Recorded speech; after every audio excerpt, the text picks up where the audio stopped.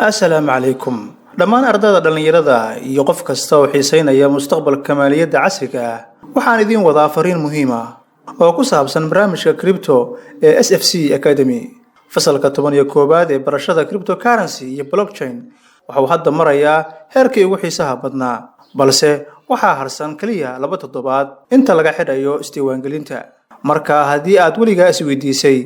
sidee loo bilaabi karaa maalgashi sax ah oo crypto ah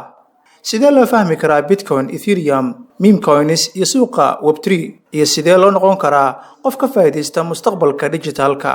waa waqtigii aad tilaabo qaadi lahayd SFC Academy ma ahan meel kaliya lagu barto theory waa meel lagu barto technical analysis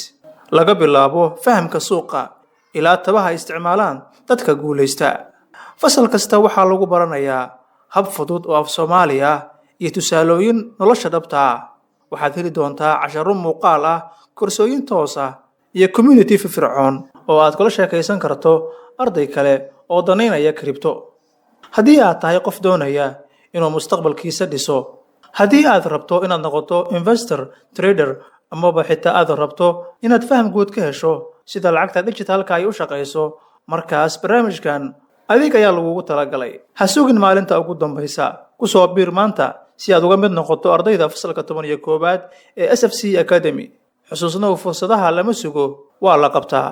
waxaad bilaabi kartaa safarkaaga crypto maanta adigoo si fudud isu diiwaan gelinaya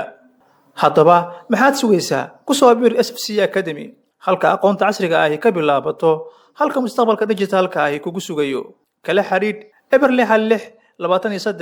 23 hal tallaabo ayaa guul ku horseedi kartaa mahadsanid